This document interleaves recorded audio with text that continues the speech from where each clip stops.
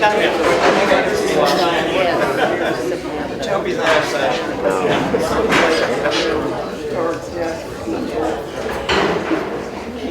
All of some awesome. I think we're ready to go. Yeah. That's good with you. Okay.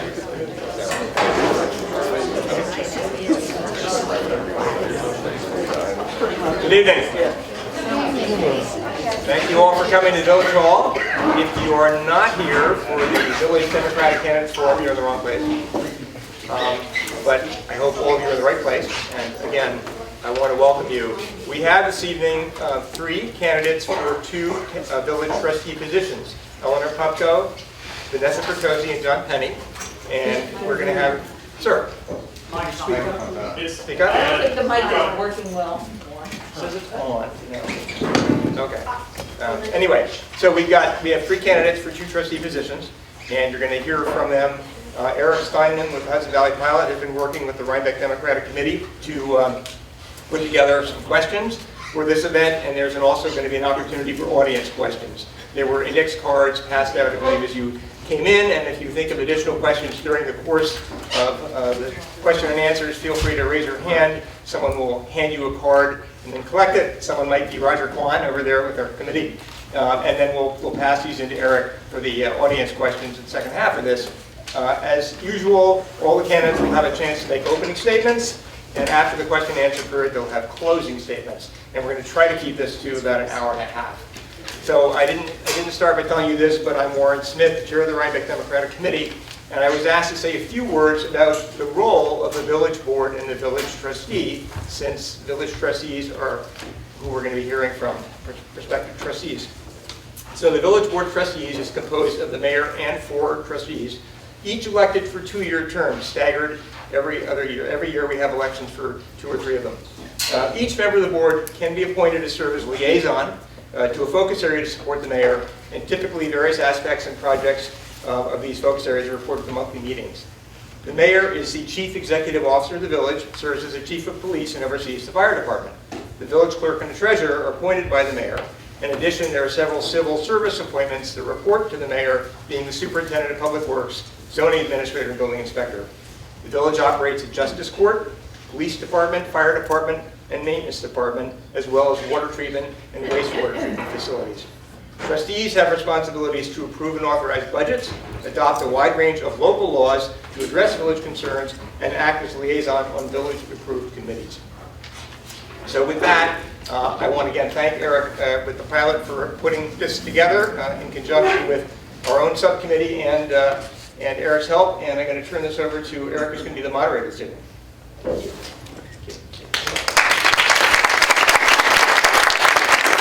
Can everyone hear me? Yes. I heard this as a test microphone, so I'm going to mute it. It's working now. Great. Good evening and welcome everyone to the 2024 Rhinebeck Village Democratic Primary Forum. I'm Eric Steinman, the moderator as well as executive editor of the Hudson Valley Pilot, a nonpartisan and nonprofit digital news source based right here in Rhinebeck. I would like to thank the Rhinebeck Democratic Committee for sponsoring this event, as well as Panda for creating a video recording of the event. That will be available, I believe, on Monday, if anyone wants to relive it. In addition, I would like to thank all the volunteers here today, helping to make this event run so smoothly. This roughly 80 to 90-minute forum will begin with the welcoming of the 3 candidates for village trustee to answer questions and discuss their ideas and plans for the office. Each candidate will have approximately 2.5 minutes to make an opening statement. Then we will move on to general questions created by me and the Rhinebeck Democratic Committee. The format was devised by myself and the Rhinebeck Democratic Committee and was agreed to by each of the participating candidates. None of the candidates have been briefed on the specificity of any of the questions. Some of you may have noticed that there were note cards offered to you upon entry. This is for you, the public, to write down questions to be asked of the candidates by myself as moderator. We ask that you write clearly and specify whether the question should be asked of a particular group or a particular individual. We do encourage you to phrase your question so each and every candidate has an opportunity to answer or address the question. Roger Kwan, who is there, will be collecting index cards. If you have questions, you could just hold them up, and he will hand them over to Michael Slavey, who is also the timekeeper right over here on my left. We have a somewhat packed schedule, and you have my promise that we will try to get to as many unique questions as possible. But covering all the questions and topics, as much as we would love to, is just not a realistic thing during this time frame. Cards filled out should either be held up for collection by a volunteer who will come up to you, as I mentioned, Roger, or if you are in the middle row, please pass it down either to your left or right, and someone will come by to collect the cards. We are asking all participating candidates to show the utmost amount of civility and regard for other candidates. This includes no crosstalk or interrupting. All responses should be directed either to the moderator or the general audience. We kindly request that audience members silence their phones and electronic devices, and please refrain from talking, clapping, or any disruption during the program. You will have a chance to applaud at the conclusion of the program, as well as right now, when I have the great pleasure of introducing the following candidates. Eleanor Pupko.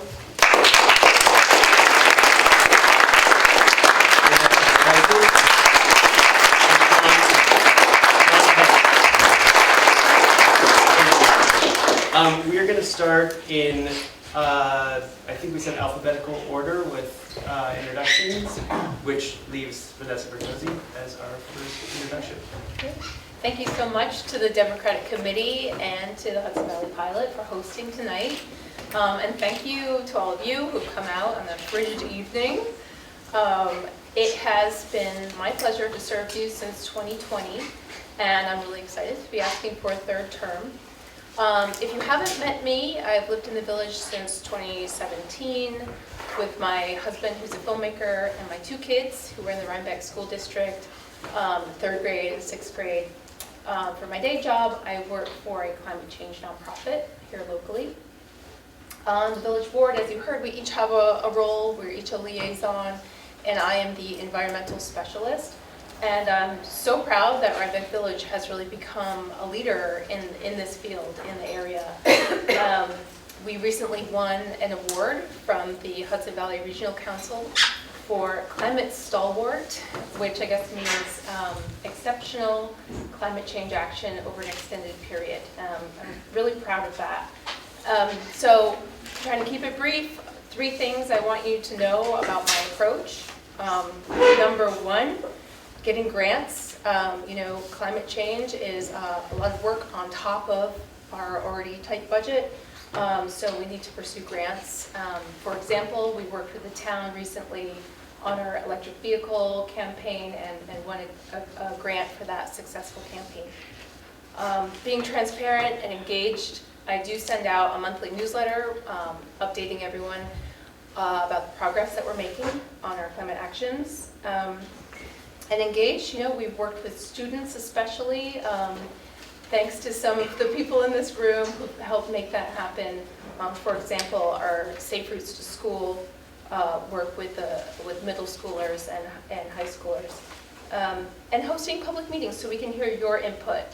For example, the work that we did with the marijuana law, if you recall those very lively discussions.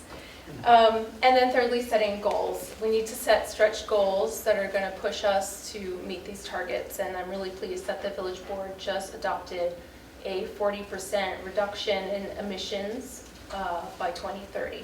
And so one of the reasons I'm here to ask you for a third term is so I can help figure out how we're going to get to those goals. So thank you very much. I'm eager to hear your questions and hear from my compatriots here. Thank you, Vanessa. Next up is John Penny. Hi, I'm John Penny, and I lived in the village for 15 years with my wife, Dugan, who's right over there. We were both former editors of the Poughkeepsie Journal. I spent my career in public service-related capacities, usually giving voice to important causes like environmental protection and to people who, for one reason or another, have had difficulty speaking for themselves. I've done major editorial work on the cleanup of the Hudson River, on land use protection, and on economic development. I've helped literally tens of thousands of people get their letters to the editor published, sort of the journalism version of constituency service. I've hosted forums for candidates for office, and on important topics such as water protection and the opioid crisis. More recently, I've been working in communications for local government, specifically the city of Poughkeepsie, as well as Dutchess County. My main role is as the right-hand person for the new mayor of the city of Poughkeepsie, Yvonne Flowers, a fellow Democrat and the first African-American to hold the mayoral position in the city. I am very proud of the work I have accomplished as a journalist and in local government, and I know I can make a significant difference, particularly in the areas of outreach and improved communications, if given the opportunity to continue to serve on the village board. Thank you, John. Next up is Eleanor Pupko. Thank you, everyone, for coming out tonight.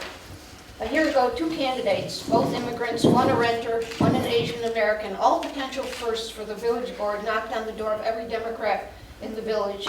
And yes, we fell short, but we each won a healthy percent of the Democratic vote. When the village board voted itself a raise, they said that it would ensure that the board become more diverse. Then a seat became vacant. It was time to come knocking on our doors. Instead, a person was chosen with no discernible ties to the village and from the same social circle as the current board. His appointment did not fulfill the promise of diversity. The Hudson Valley Pilot stated that I've mounted a grassroots campaign. It's true. I don't have money or power, but don't underestimate me. I was born in the Dominican Republic. We moved to upstate New York when I was 4, where my father eventually purchased a dairy farm. When I was 18 and my brother 16, my mother died of cancer. My father left, so my brother and I took over the operation. We were prudent, thrifty, and good stewards of the environment and animals. We rejected so-called expert advice and transformed the struggling operation into a profitable enterprise. After 20 years, we sold the cows and I earned my master's in mathematics.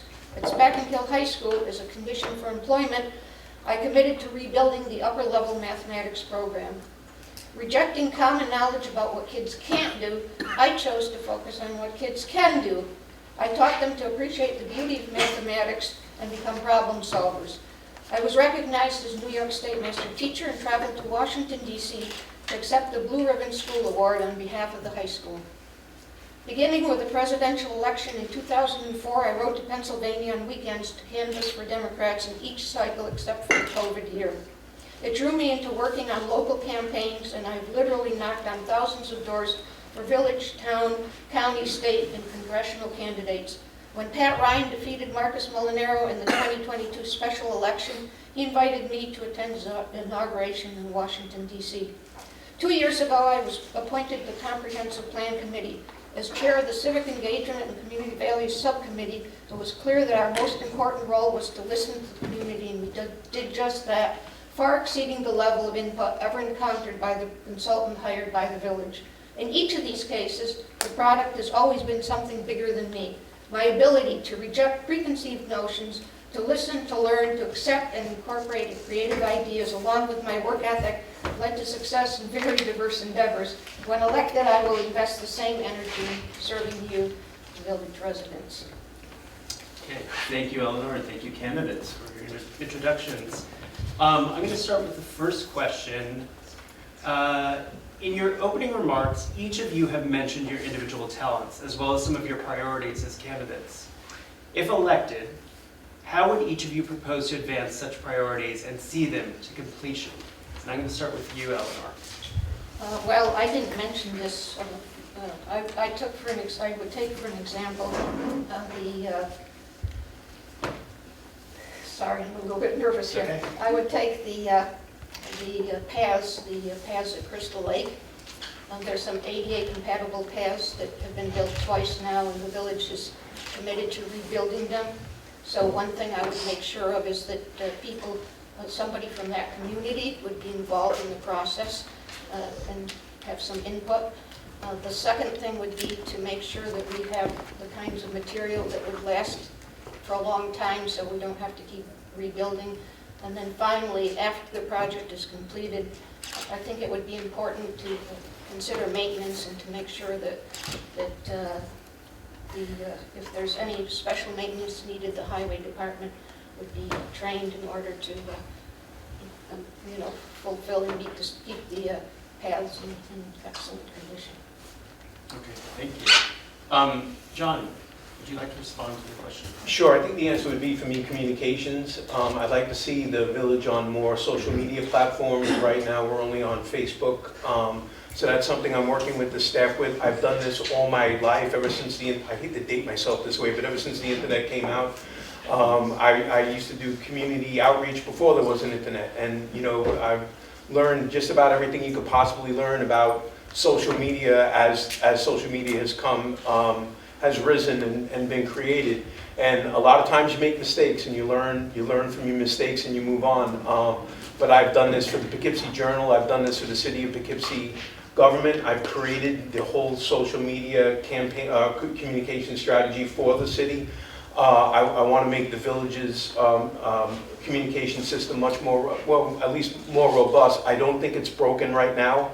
I think the website could use some work. I'll give you an example. I don't like the fact that if you look at the comp plan, for example, that the most updated information is at the bottom. So there's just little things like that that we could tweak that really would be pretty easy to do. And I'm looking forward to getting into that. Thank you, John. Vanessa, would you like to respond? This is a question about our priorities. Well, Yes, this is a question about your priorities and how you would see those priorities to fruition. Okay. So my priorities, as you know, is around climate and environment. Been doing a lot of planning and research along with a cohort of 8 other municipalities in Dutchess County. You know, it's amazing to be part of that group. It's very inspiring. We can learn from each other. You know, the priorities in terms of reducing greenhouse gas emissions means putting in more efficient equipment at the water treatment plant and the wastewater treatment plant. It means trying to get this building off of fossil fuels. We have a furnace that dates back to like 1960. And it also means protecting our drinking water. Mayor Bassett is leading the Hudson 7 to protect the Hudson River, which is actually where we get our drinking water. But I also know that the biggest priorities for this community, as far as I am hearing it, is around affordability and housing and walkability and sidewalks. So that's why Trustee Lewitt and I have applied for the grant to get safe routes to school sidewalks. And the comprehensive plan is going to be all about putting new zoning in action that's going to respond to the needs of this community around housing, creating more affordable housing. Thank you, Vanessa.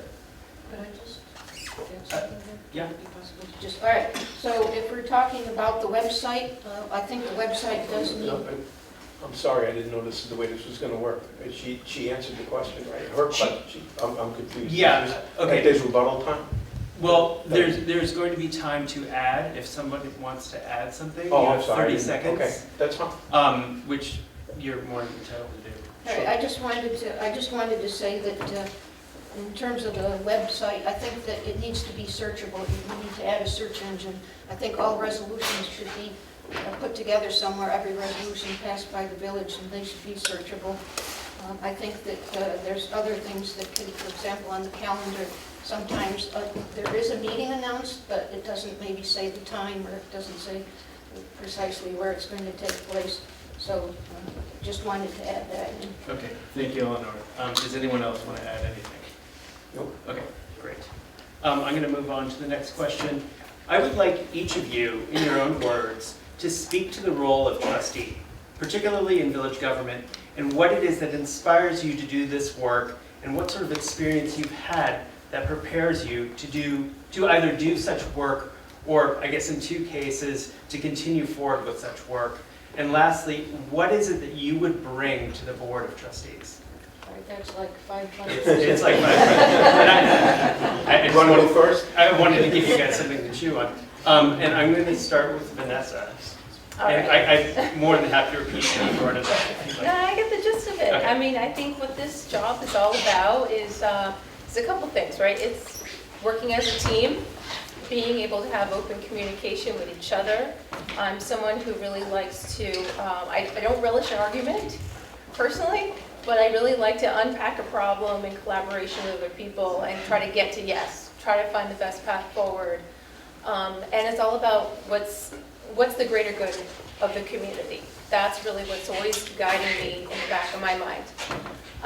And then sometimes I think about, working for a small village like this. It reminds me of my work experience when I worked for a tiny startup that grew crazily to become Etsy. And back in the day when it was 12 people, we were all running around doing all sorts of jobs on a limited budget, and we had to be really, really responsive to our customers. We were in really close communication with the artists and crafters that used Etsy. So as bizarre as that might sound, I really feel like working for a web startup prepared me for this job. Great, thank you.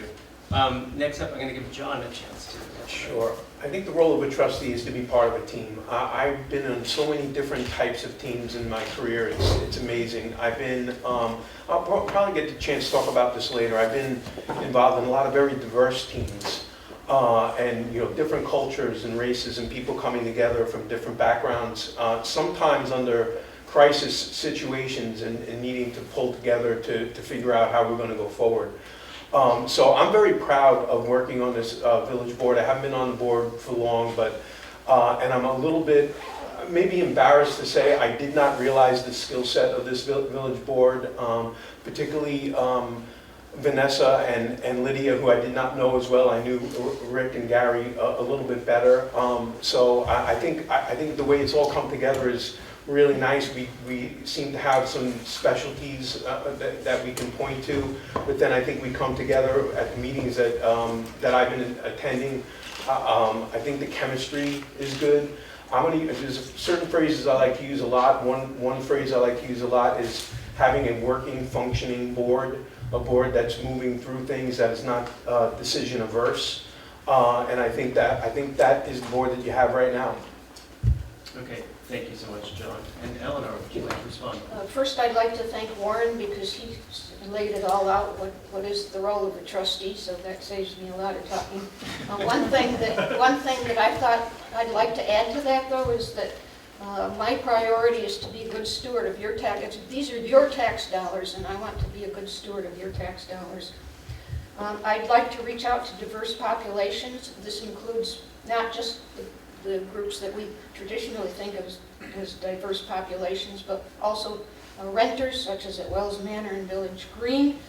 I think we need to be able to handle spirited debate, respect each other's right to disagree. What inspires me to do this work is, first of all, as an immigrant, I'm extremely grateful for having been allowed to come to this country. And so I want to give back way more than I have ever received, and I feel extremely strong about that. I care deeply about my community. This was the case when I was a dairy farmer and I went across the country. My brother and I spent our own money. We went across the country to try to save family farmers. We went out to the Midwest. We went to D.C. And we went to all across the state of New York. And now that I'm retired, I want to do the same thing for this village, and I hope that you'll elect me. Okay, thank you so much, Eleanor. Next question is about the village comprehensive plan. The village is approximately about 2 years into this process, and it is a sort of all hands on deck process, and that there are many committees and subcommittees. Some of you have been directly involved. What is your current view of the comprehensive plan, both the process and what you see as a possible result, seeing as it is going to come into finality later this year? Let's start with John. Okay. Well, I have a pretty unique perspective of it because I first viewed it when it started as a resident, as an engaged resident, someone that was paying attention to what was going on. I think the process has been pretty solid. I don't think it's been anything that I would be critical of at all. I think people have been working really hard on it. It is an arduous task, to say the least, to do a comprehensive plan. I'm not going to mention anyone in this room because I don't want to embarrass them, but there's at least 2 people in this room. I'm one of them who's probably read what used to be called master plans. Now they're called comprehensive plans in every town in Dutchess County. I did that when I was the opinion editor of the Poughkeepsie Journal, and I wrote editorials about all those plans. So I do have a good base on which to to kind of judge what we're doing and how we're going. I think we're in the right direction. I do think communication, I'm going to come back to this a lot, is going to be hugely important once the comp plan gets to another stage and the village board starts looking at it. So that's something I'm very mindful of. And maybe I'll get a chance to get into more specifics about that later tonight. Okay, thank you so much, John. Eleanor, you're next. I've been involved in the comprehensive plan almost from day one. It's been an exciting process. I can't really speak about it because the draft isn't quite, it's almost ready, but not quite ready to be released. So, you know, I hate to say something and then find out a change has been made. But I will tell you that it's an impressive document. I'm just absolutely astounded by the people I met, the energy that they put into writing this document, the time we spent on the committee, sometimes we would spend 30 minutes on one very seemingly minor point, so some people in the audience would say, wow, you were just arguing over action verbs. And it's like, but getting the message across the right way was just so important to us that we were willing to put in that time. So I have to say that I'm very proud of being part of that process, but I'm just a little part of that process, but I've lived and breathed it, and it's just my goal to see this, hopefully that the community will have the same opinion that I have, and that it'll move on through the approval process. Thank you, Eleanor. Vanessa, would you like to respond? I think that I'm very, very proud to be one of the people that instigated us to undertake this project. When I found out that the comprehensive plan had not been updated since 1993, it became a bee in my bonnet, as well as other members of the board. So I'm proud of that. I am extremely excited. The drafts I've been seeing are really reflective of what I think our shared values and our shared hopes and dreams for our future. And I am also really just grateful of this process. It's a long process. It is arduous. It takes so many volunteer hours. Thank you to all who have been involved volunteering. But it's a process, and the next step will be putting it through its paces in public hearings. And that's really about respecting the public to come out and engage with the material and make further changes if necessary. One of the reasons I'm here asking for a third term is because I want to be able to take all this amazing recommendations and turn them into law and policies. Because what it is a set of recommendations. We need to actually translate that into law and policy. Okay, thank you. Just a very brief. Eleanor, do you Just want want to to thank Vanessa because I actually didn't know that you were the instigator, but thank you very much for starting the process. I wouldn't mind just adding something quickly. That the comprehensive plan is usually important, but it is aspirational. It is really a view of what the village wants to be. I've covered these things for a very long time, and for some reason, I hate to use the word, the comprehensive plan is the sexy part, but I'm a wonk, so I'm going to say that. The zoning comes afterwards, and the zoning is who you are. That's really who you are. So I want the public to pay very close attention, not just to the comprehensive plan, but to the corresponding zoning. I think it's great that we're doing them back to back and we're doing them quickly. And I guess I'll come back to this another time because I think it's important. Okay, thank you, John. Vanessa, did you want to respond or no? Okay, great. Okay, the next question is one that I'm sure is on the forefront of a lot of people's minds. It's taxes. Taxes in the village are already quite high, and the cost of these civic investments may need to be paid for, at least in part, by village residents. What are your plans for constraining taxes as we endeavor to address some of the long-standing infrastructure and development needs of the village? Let's see, I'm going to start with Vanessa this time. Okay. Yes, we have the tax cap, right? The Yes. 2% tax cap. And we have not gone above that in many, many, many years. Certainly not in my coming on 3 terms. So listen, some of these projects that we have in the works, we've been incredibly fortunate to have gotten funding for. So For example, $6 million upgrade to our water treatment plant. We got a $3 million grant. We've been trying to also leverage 0% loans. But we have aging infrastructure. That is, there's no way around that. But, you know, we are looking at our budget season coming up. We're just entering that budget season. And as a board, we are all extremely, extremely careful about how we spend taxpayer money. But it's true, it's a challenge. And we need to be able to pay a living wage to our staff as well. So it's something we just think very, very carefully about. Okay, thank you, Vanessa. Eleanor, would you like to respond to that question? Well, last year when I ran last year, I said I will be frugal, and I stick to that. You know, I do think it's important. I know that there's so many, you know, proposals, there's plans that, you know, we've looked at, that nobody can say that there's anything wrong with, you know, dreaming and wanting to, you know, participate in these projects. But then somewhere along the way, we need to stop and we need to look at, you know, sometime we're going to have to pay for these. So when they start coming due, you know, where will we be then? And so the village did pass a resolution that would allow them, you know, if they continued in this process, that would allow them to exceed the cap. But I think that what the residents are telling me, and this is why I think being frugal is important, is that it's not the tax rate that's the problem, it's that their assessments have gone up so high. So their taxes are still going up even though the tax rate might be stable. I can't really get into specifics, you know, unless I'm on the board and I, you know, actually see the numbers. I have to admit that when I'm at a meeting and I see the numbers and they're in font zero, it's hard to make sense of the situation. But, you know, I would definitely, I would be very interested. That would be one of my focus points, would be to, you know, take a close look.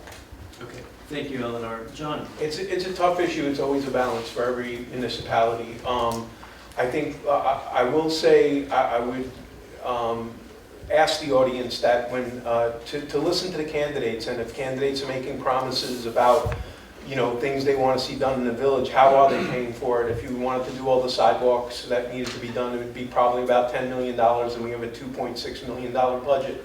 I'm for fixing the sidewalks, but I'm also don't believe that we could, you know, just tomorrow do that kind of project like that. So you have to really be thoughtful about what you're saying. And sometimes there is a disconnect with candidates about what they're promising people and, you know, how they're actually going to pay for it.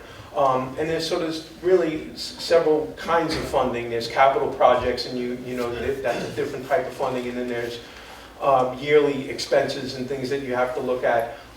One of the things I would be very mindful of is to make sure our bond rating, our credit rating stays very good, because it is good, and as long as that's the case, it will cost us less to borrow than it would if you get your budget out of whack. And I know this firsthand because I'm the communications person in the city of Poughkeepsie that was facing a $13.2 million gap before the first guy that I'm criticized for working for came in and fixed it. So I know a lot about this kind of thing, and I think it's really important to, you know, pay attention to that. And I'll leave it at that. Okay, thank you so much, John. The next question, specifically, what will you do to promote an expansion of affordable housing and/or workforce housing in our community? And do you support the current proposal for the workforce housing project at Locust Hill, where it's proposed to reside? I'm going to start, with John. I'll start with Locust Hill. Conceptually, I'm definitely for it. I know that, you know, there's plans that need to get worked on, and it may change in terms of how it goes. I know the developer, Ken Kearney. He has done development projects in the city of Poughkeepsie, in the town of Poughkeepsie, and I think this is a really important point. I have, you know, decades of service to the region, not just the village of Rhinebeck, but to Dutchess County. I know Dutchess County very well, and I know Poughkeepsie very well. I know a lot of the developers. I know the ones that are reputable, and I know the ones that maybe aren't as reputable. I think Ken is someone that really will work with planning boards and things of that nature. We certainly need workforce housing in the area. So I'm certainly receptive to that. Obviously, it's a town project, so the town will ultimately decide. We'll handle the water and sewer part of it. And so I know I used most of my time to talk about that specific project, but I'm sure we'll have a chance to come back on affordable housing and workforce housing at another time during the debate. Okay. Eleanor, would you care? I'm going to punt a little bit on affordable housing only because the comprehensive plan is going to have very specific recommendations. But in order for those to go into effect, first we have to get the plan through it, so we have to get the consent of the residents and the consensus on, and that's what we really want to do. Then we have to go through a process of rewriting the zoning code because the code has to be compatible with the comp plan, that's state law. And then finally, once that's done, we can start implementing and using the zoning code. So that's maybe not a totally satisfactory answer, but I can't speak to what's in the, we've been told, asked not to speak to it in case something changes. In terms of Locust Hill, I've attended town board meetings. It's clear to me that they fully intend to go forward with this project. I am very much in favor of affordable housing, so that I hope that if they do go through with it, it includes smaller and more affordable units. I think that's important. It has not gone through the seeker process as far as I understand, and so in order to continue on, it can't come up with a positive declaration, which kind of is backwards. A negative declaration means that there's no issues and that it can move forward.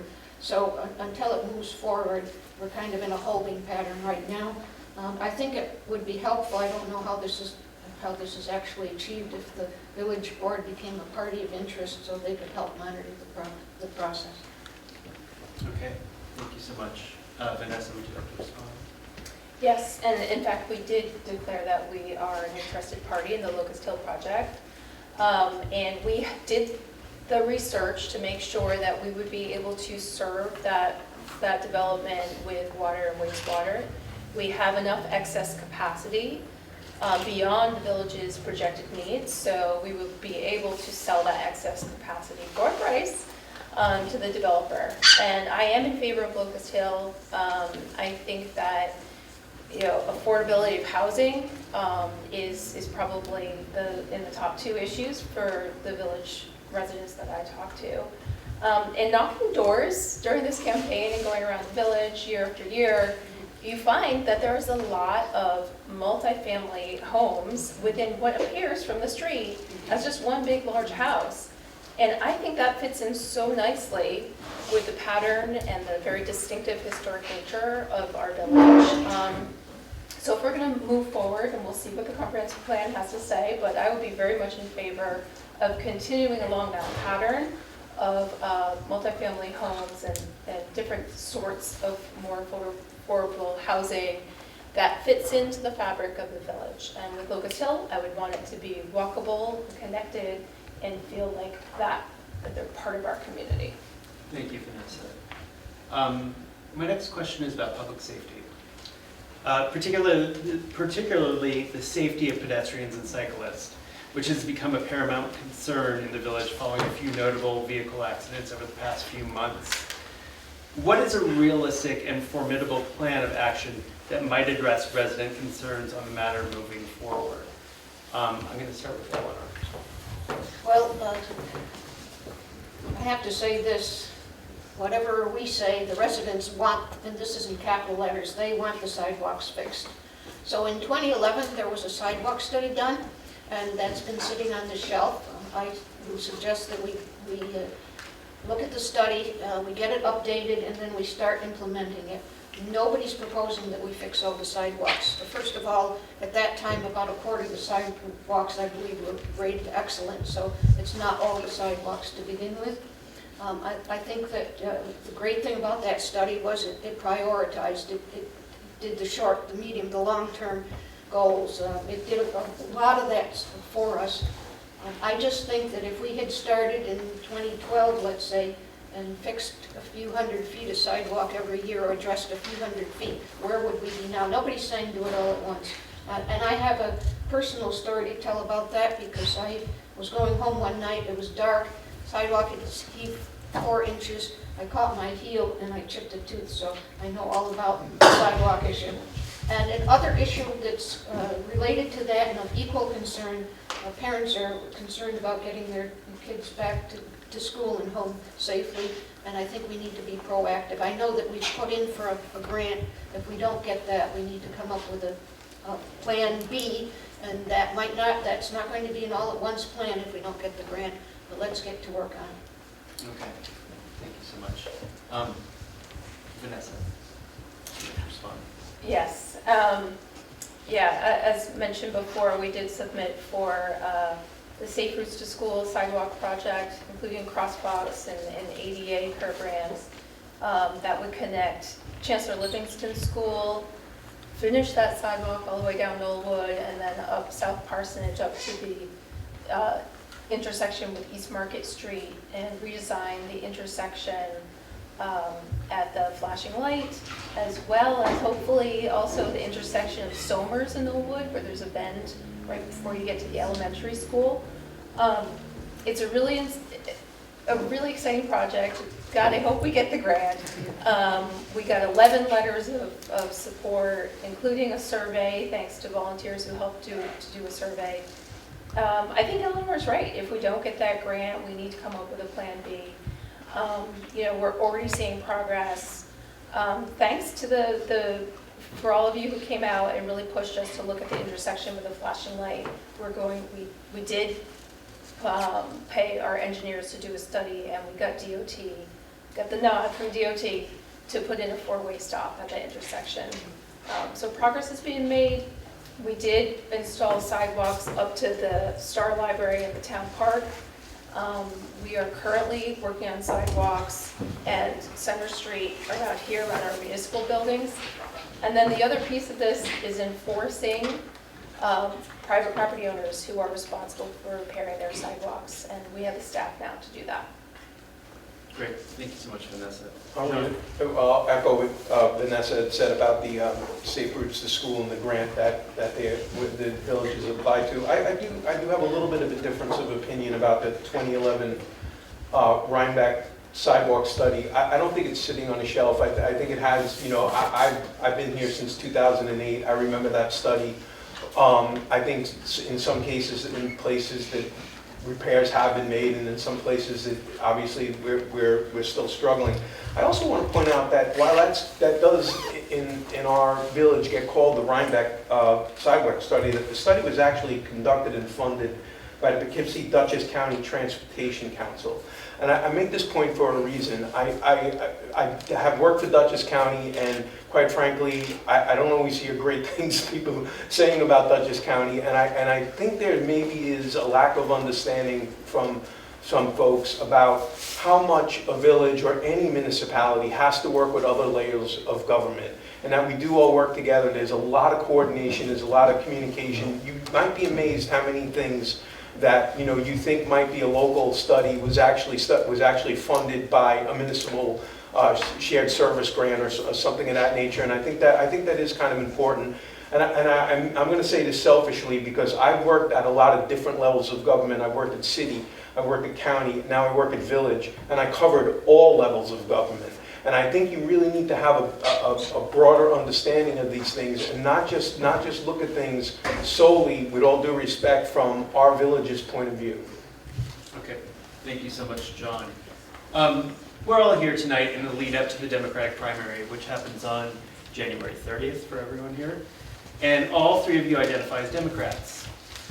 What does it mean to you to be a Democrat at this moment in time, in this community, and potentially going forward in public service? Start with you, John. Thanks. The first word I think of is tolerance. Just having tolerance for people and ideas and beliefs, and to celebrate diversity for sure, but also to embrace diversity. I was really struck by reading the comprehensive plan, and I used this example before that they used to be called master plans, and back then the whole focus really was more on land use. I think it's wonderful how these plans have developed into really comprehensive plans, that we look at things beyond land use. And I was really struck that in our village, people cited diversity as something that they were thirsty for. And no wonder, this is mostly a group of Democrats in this room, and we're not very diverse in some ways, and that's true at our village. I want to tell you that I've worked in the city of Poughkeepsie for 25 years. I used to live in the city of Poughkeepsie. My wife lived in the city of Poughkeepsie even longer than I have. I am used to working with a lot of different people, different cultures, different races, to come together to solve really complicated problems, or at least to move the needle on those problems. And this is something I've done forever, or at least for my whole career. And I do want to say there's also another kind of diversity, and it's a diversity I've seen lacking a little bit in this campaign, a diversity of thought. And I do think the Democratic Party should also open itself up to a diversity of thought. Okay, thank you so much, John. Eleanor, would you like to respond? First of all, I think it means that I don't give money to a Republican who opposes a woman's right to make decisions about her own body, or who opposes access to affordable health care for all, who's sitting in the House of Representatives. Democrats, I would say that we can't possibly be satisfied with what's happening there. It seems like it's a new low. This is a Democratic primary. $1,000 buys maybe 2,500 home cards. As a Democrat, I strongly believe in climate change, protecting voting rights, a progressive tax structure, that every human being has the right to life, liberty, and the pursuit of happiness. But that includes the right to marry whomever you wish, the right to express yourself as whoever you are without fear of being harassed or even killed, the right to live free of being shot during a routine shopping trip. And those, although they might not, you say, well, how am I going to affect those maybe sitting on the board? They do have a lot, they do impact us. What the Republicans, I'm sorry, but they want to go national. They want to completely end abortion rights in every state. They're not going to stop. So I just feel very passionate about some of these issues. And if you don't have to go by what I feel. You can go on the Democratic Committee website and you can see many of these same ideas expressed. Okay, thank you so much, Eleanor. I'm going to give Vanessa a chance. Vanessa, what is it to be a Democrat in this community at this moment in time? I mean, for me, I feel that being a Democrat is really about a shared sense of values, a shared set of values, and it's really about acknowledging that government has a role to play in how we organize ourselves, how we organize what we're responsible for, how we organize our shared assets. For me, it's, especially here at the local level, being in such a small community, it's almost like direct democracy. You really have to be able to listen to see those varying points of view, and have this shared sense of fairness that I really think is such a beautiful thing. And that's, it's not always easy. Sometimes we're in here just, being scrappy, but I think it is a beautiful thing that local government is really about that shared sense of responsibility to each other. Okay. I just wanted to add that I'm working now for my second Democratic mayor in a row. Mayors who know me very well, much better than the candidate who opposes me. They understand my background, decisions I've made, and things that I've done. Both have been adamant that I stay doing what I'm doing. I want to tell you that Yvonne Flowers, you should really follow her. She's a rock star. She's a Democratic rock star. She is supported by every state and federal Democrat that represents us. The state attorney general was at her oath of office. I was privileged to be the co-chair of her oath of office event, which was spectacular. And I'm going to be side by side with her. I have my office is adjacent to hers. I'm in every decision-making meeting that occurs. I'm a communication. I'm her lifeblood to the community, although Sorry, she does. I need to cut you off. Okay, I'm sorry. So I would just implore you to do a little research. Okay. And I'm sorry for going over. No problem. Does anyone else have anything to add? Okay, I have one last question coming from me.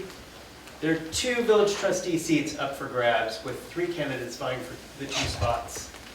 If you don't win this primary, how do you plan to advance Democratic Party interest either in or outside the village of Rhinebeck? Let's see, I started, John, Vanessa. I think if you know me, you know I'm already in too deep. I can't get out. You know, if I didn't win, I think I would imagine that I would continue working with the Climate Smart Task Force and as a hopefully be one of these amazing volunteers who stepped up. You know, I'm someone who you know wants to be part of this community and wants to give back. I think in the larger setting, like I'm really nervous about the election coming up, presidential election coming up, so you'll probably find me phone banking and knocking on doors in that regard. Okay. Thank you so much, Vanessa. Eleanor, you know? Yes, I'm a member, as I said, of the Comprehensive Plan Committee, so I'm going to continue to see that through to its completion. I sit on the Democratic Committee, so we're doing some very important work there and making some changes and trying to really energize the Democrats for the upcoming election. I'm a member of the Rhinebeck Democrats Club, so I will continue to stay involved. Okay. Thank you so much, Eleanor. John? I'm going to continually and exclusively give to Democratic candidates. Without a doubt. Lesson learned. And then I would be, you know, I haven't, Eleanor's made some good points on this campaign. I haven't been as involved on a micro level as she has. You know, people might say, well, why would you admit that? I'm admitting it because it's the truth, and I think you're all over the truth, and there's nothing wrong with that. You have 3 candidates here. We all have our strengths. We all have our weaknesses. I will serve in any capacity that anyone asks me to serve. I think I can still serve in communications and do other things, but if someone has a task, I am someone that's been part of an amazing amount of teams in my career, and if there's other opportunities, and I know there will be going forward in the village, I'm going to avail myself to them. This is one of the reasons why I put a hand up when it was an opening. I didn't create this opening, by the way. I wasn't looking for that opening. It happened. I called my wife Dugan and I said, you know, I really haven't been involved locally as much as I would like to be. I think this is my time to do that. And she said, go for it. And it was really that simple, and I hate to use the word innocent, but I'm going to use it. That's what it was. That's really what it came down to. So I feel like now I've learned a lot in the last few months. And, you know, once you kind of dip your toe in, you get to know more people. You know, I'm all in now. Okay, thank you so much. We're going to move on to audience questions. And I want to thank you all for all the audience questions. I may struggle because some of the handwriting is not as clear as I would have prayed for. But, you know, we'll do it. So this first question is for all candidates. It's hard to lose, and it's harder to when you win. I'm concerned about this division between 2 factions of the Democratic Party.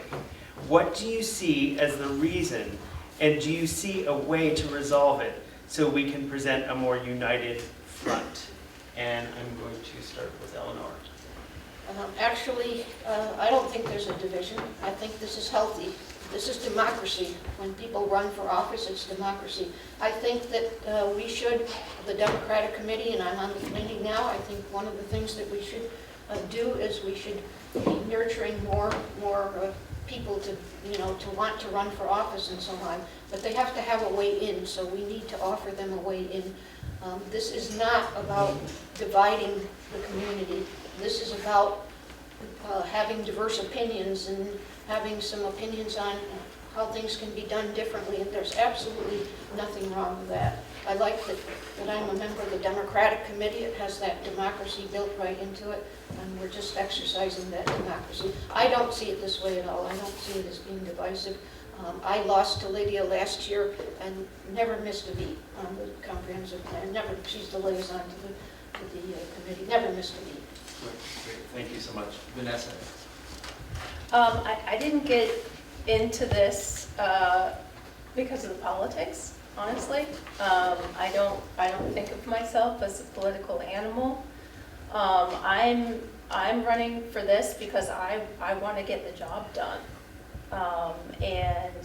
And for me, it's, you know, being a Democrat has that meaning that I explained previously, but it's really just about being able to work as a team and focus on getting the job done for you all who live here. And I think that people are tricky. There's egos involved, there's grudges involved, and you know, I'm trying to rise above and make sure I can focus on getting the work done. Okay, thank you so much, Vanessa. John? Yeah, I have a pretty unique perspective as someone who covered a lot of small towns as a journalist, and if you think these towns are small, I was in the Adirondacks for 10 years, and I covered Saranac Lake, Tupper Lake, and Lake Placid before I came here. And I honestly do think that what's going on here is more about personality clashes than policy clashes. And you know, I'm not going to tell you I know how to solve them. I think there are divisions that have been developed over time, and those folks are kind of stuck with that. They're the only ones who can get themselves out of that vice, if you will. Interestingly enough, I kind of came onto the board thinking that since I hadn't been as involved, that I was, you know, gonna, and I still think this is true, bring maybe a little bit more of an outside perspective to things and be the person to look at things maybe a little objective. This campaign has been a little intense, and it's gotten me, you know, checking my own situation to make sure that I'm not going to start taking things too personal. I'm not looking to run a negative campaign at all. I don't feel like I need to. I'm very proud of the service that I've given, or the work that I've done over almost 40 years. So I'm just going to keep on that path. But I do think this is more about personality than it is about policy. Thank you so much. I'm just curious, there was another question that sort of piggybacked on this unintentionally, but it would be interesting to address. And the question was, do you think the local Democratic community would be better served if local elections were actually nonpartisan and open? So, I think that's actually Vanessa. I think that's an interesting idea. I would want to, you know, get all the research on that, but I would be open to considering that, yeah. Okay. Sean? This is going to be a strange answer coming from me, but I would probably say no. I think you kind of build a bench from the local government up, and so I think having, you know, your party develop a bench and develop people getting, you know, used to being on a board, and then thinking about perhaps moving up, and if they want to move up to a different level of government. I've always been someone that you kind of earn your keep. I've always been of that nature. I guess this could be a whole, we could have a 2-hour discussion on this. I think it's a fascinating conversation. At what level would you stop doing that? So you do it on a village level, but would you then it would change the town level or the county level? Where you know, why would you just single out the village to that? So I think it's a provocative discussion. I'd love to have it deeper. My gut says no. Okay. Eleanor, do you have a thought on? Well, I know that in Red Hook, that's the way they run some of their elections, so I guess we could look to the north and see, you know, the pros and cons there. But I also am hesitant, only because that's how the Republicans kind of became so powerful. They started right at the bottom, way at the bottom, and then they moved to the next level and the next level, and the next thing they did was take over states, and all of a sudden they had the state legislature, both chambers, and they had the governor's office, and then they moved up nationally. So I'm not sure if that's a good idea. I'd be open to considering it, but you know, just talking about from the ground up, it may not work out the way we hope it would. Okay, thank you. You answered, right? Yes. Okay, great. Just want to make sure. Speaking of Red Hook, I believe this has been, at least, if not instituted, it has been talked about in Red Hook. What's your position on Rhinebeck adopting a community housing fund? This is a transfer fee on real estate to support affordable housing projects in the village. I'm going to start with Ellen. I'd be totally in favor of it. Just be aware you can't start one up. You have to go through a process. It has to be approved by the state. But I think it's a great idea. Okay. John? I'm going to give the answer every journalist hates to hear, and I haven't used it all night. I really would need to study that more. Okay. And Vanessa? As Eleanor said, it's a process I believe the town has to, is the authority that can move forward with it and then get approved by the state. But yeah, I've been impressed by what Red Hook has been able to do in terms of conserving farmland especially. So I think it would be something that we would have to look at with the town to understand what are the priorities of the town, town-wide. You know, is it conserving open space? Is it maybe affordable housing along with conservation of open space? Like what sort of planning mechanism are we trying to fund? But I think it would be really interesting as far as I understand it. The folks who are paying for that tax, really, it's real estate transfer tax, are folks who are purchasing. So it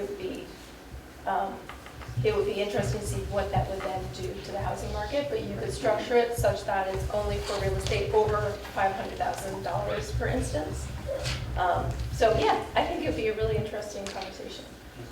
Thank you. Eleanor, do you want to add something? Yeah, just I believe it's done anything above the median housing price or something like that. So there's kind of a formula that people generally apply. So there's definitely some precedent as to how to institute them. Okay. We don't have that information here, so it is conjecture. But, okay, this is a very, very local question, and this will be our last audience question.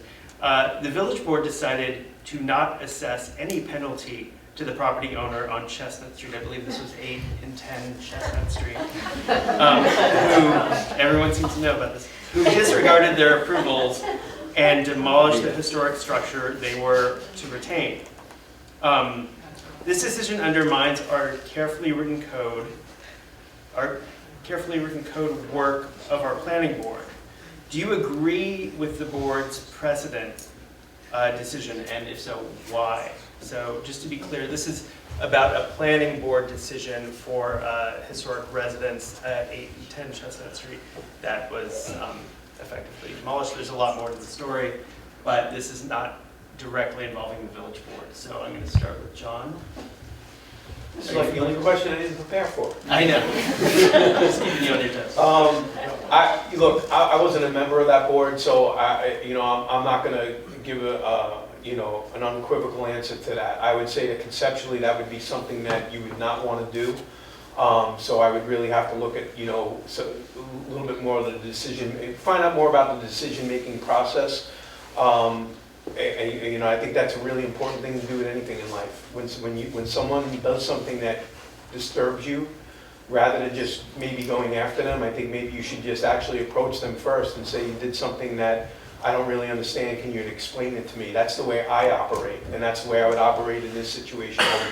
I would really have to go seek those board members and say, why did you do that, before I pass judgment. Got it. Thank you. Vanessa? As a member of the village board, I actually don't think it's my place to pass judgment on what the planning board has done. We operate very much with a separation. So I prefer not to comment. I can understand.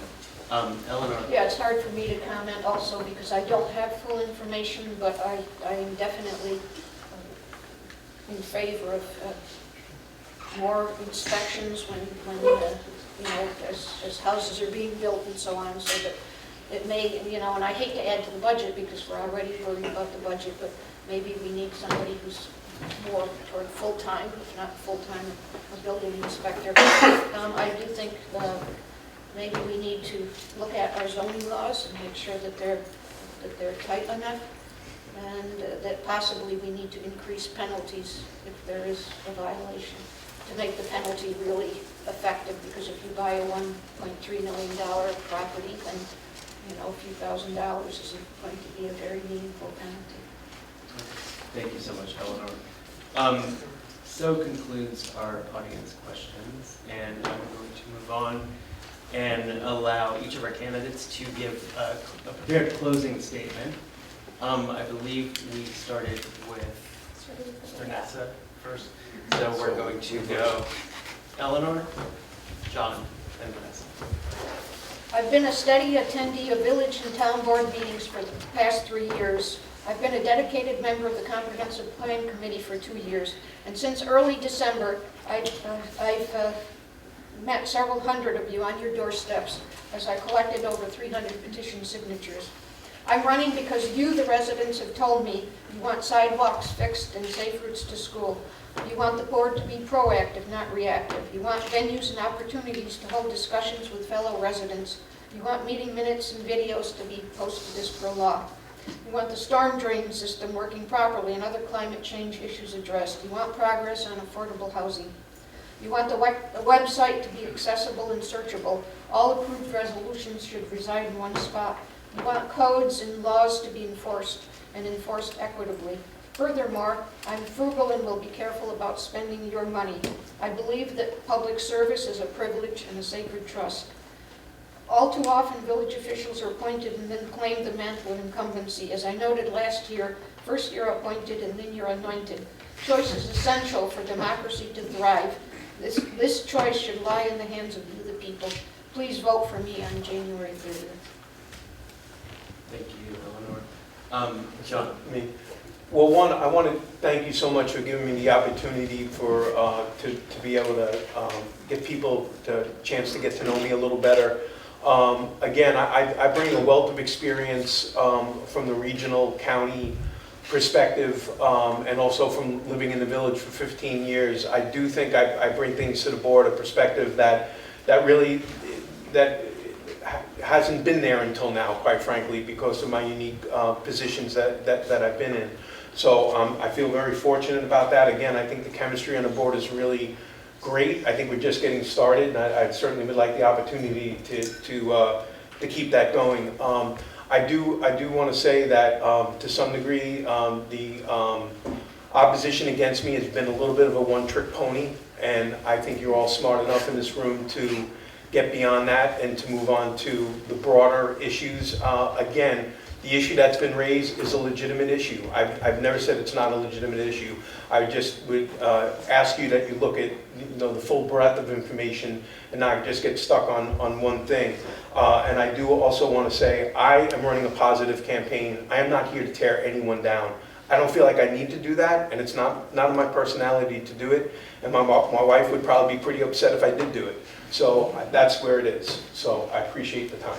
Thanks so much, John. Vanessa. Thank you all for coming out tonight and listening to us try to convince you that you should vote for us. I really appreciate you. Really appreciate you coming out and taking the time.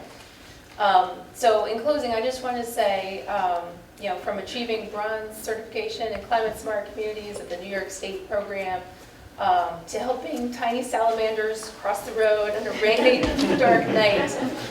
You can count on me to be there for both the big and the tiny, because working in local government, I've come to find out, does involve a lot of tedious minutia, and I'm here for it.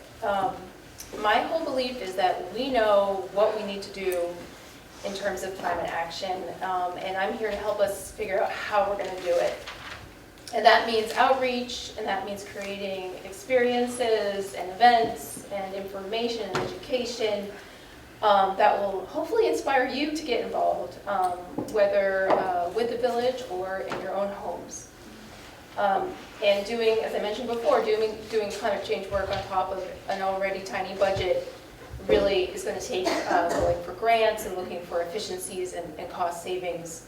And it means working together, including with volunteers. And I, I might make decisions here on the board that you don't agree with. Not everything, we're not always going to agree. But I want you to know you can count on me to always listen, to hear different perspectives, and to always have in my heart, what is going to be for the greater good of this community. And the greater good of this community is coming into full focus as we move through this comprehensive plan process. And I want to be there to see that process through and to make good on those recommendations. So I'm asking for 2 more years because we have so much more work to do, and we've got a great team, and I hope we can keep it going. Thank you, Vanessa. Well, this concludes our Village Democratic Forum.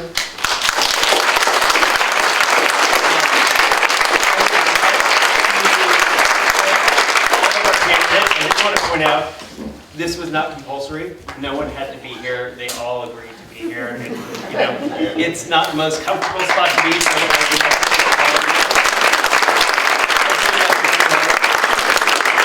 like to thank Village Hall for hosting us here. We covered a lot of ground, and we hope that you are leaving here just a little bit more informed, or a lot more informed than you were when you entered. And we would like to remind you that the Democratic primary is Tuesday, January 30th, right here. Right here. Noon to 9. Right here in the Village Hall. We encourage everyone here to vote and stay connected to your community. Thank you, everyone, and thank you for your questions.